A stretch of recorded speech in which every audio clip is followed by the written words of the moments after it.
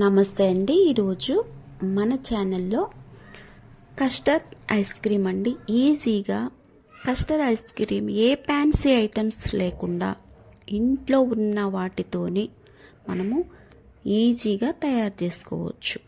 ఇది స్మూతీగా చాలా చాలా బాగుంటుందండి.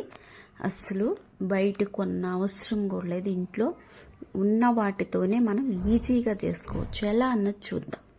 1 స్పూను కస్టర్డ్ పౌడర్ వేసి, 1 స్పూను చల్లార్చిన మిల్క్ వేసి ఉండలన్నది లేకుండా కలపాలి. ఇలాగా కలపాలి. ఉండలు పక్కన పెట్టేసుకోవాలి. ఇప్పుడు మనము మిల్క్ తీసుకోవాలి. ఇది నేను 1/2 లీటర్ మిల్క్ అండి. ఫుల్ ఫ్యాట్ మిల్క్ వాడితే మరింత క్రీమీగా వస్తుంది. ఫుల్ ఫ్యాట్ మిల్క్ ఇలా తీసుకోవాలి. మనము ఇది 70 గ్రాములు పంచదార ఉంటుంది. ఈ మిల్క్కి మనకి సరిపోయిద్ది పాలకి. ఇలా తీసుకొని మనము ఒక పొంగు వచ్చేలాగా కరగనివ్వాలి. బాగా ఒక పొంగు వస్తే సరిపోయిద్ది.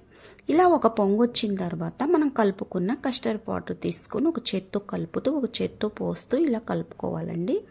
ఇలా కలిపిన తర్వాత మనం ఇలా కలుపుతూ లో ఫ్లేమ్లోనే పెట్టాలండి. హైలో పెట్టామంటే మాడిపోయిద్ది. ఈ ప్రాసెస్ అంతా లో ఫ్లేమ్లోనే మనం చేయాలి. ఇలా ఉడికి ఇలాగ చిక్కగా వచ్చిన తర్వాత మనం ఆపేసి కింద దించేసేయాలి. స్టవ్ మించి పక్కన పెట్టేసేయాలండి. పక్కన పెట్టేసిన తర్వాత ఇప్పుడు ఈ వేడి మీదే మనం వెనిలా ఎసెన్స్ 1/2 స్పూన్ వేసామంటే స్మెల్ బాగుంటుందండి. చాలా రుచిగా చాలా టేస్టీగా కూడా ఉంటుంది. వేడి మీద కలిపేసి ఆరనిచ్చి మనము మీకు ఇది లేదు అనుకుంటే యాలకుల పొడి వేసుకోవచ్చండి. ఇలాగా బాక్స్ తీసుకొని మనం ఆరిపోయిన తర్వాత పోసేయాలి. మీకు ఇలా లేకపోతే స్టీల్ బాక్స్లో అయినా వేసుకోవచ్చు. ఇలా వేసిన దానికి మనం 2 గంటలు డీప్ ఫ్రిడ్జ్లో పెట్టామంటే మనకి చక్కగా మనకి వచ్చింది.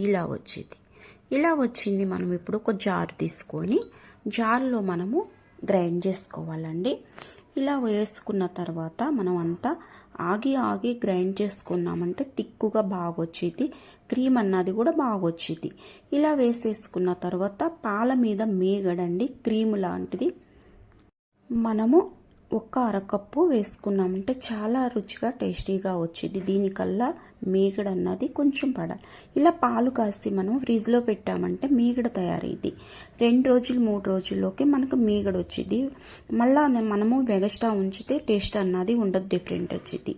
ఇలా 3 రోజులకి ఇలా మిల్క్ ఇలా మనం గ్రైండ్ చేసిన తర్వాత ఇలా రావాలండి. మనకి ఇలా వస్తే మనకి ఐస్ క్రీమ్ అన్నది చాలా బాగుంటుంది. ఇలా వచ్చింది. మళ్ళా మనము బాక్స్లో పోసేసుకొని దానిపైన మనము డ్రై ఫ్రూట్స్ వేసుకోవచ్చు. మీకు నచ్చింది ఏవైనా వేసుకోవచ్చు. ఫ్రూటీ వేసామంటే చాలా చాలా బాగుంటుందండి. నానిపోయి ఫ్రూటీ తింటుంటే మనకి పంటికి తగులుతా చాలా రుచిగా టేస్టీగా కూడా ఉంటుంది. ఫ్రూటీ ఇలా వేసుకొని 10 గంటలైనా మనం డీప్ ఫ్రిడ్జ్లో ఉంచేయాలి ఐస్ క్రీమ్ మనకి తయారవటానికి. ఇలాగా ఫ్రిడ్జ్లో పెట్టింది 10 గంటల తర్వాత చూడండి చక్కగా మనకి ఐస్ క్రీమ్ రెడీ అయిపోయింది. ఇప్పుడు మనము ఐస్ క్రీమ్ తీసుకొని సర్వ్ చేసి చల్లగా తిన్నామంటే చాలా కమ్మగా ఉంటుందండి. నచ్చిందా ఫ్రెండ్స్? నచ్చితే లైక్ చేయండి, షేర్ చేయండి, కామెంట్ చేయండి.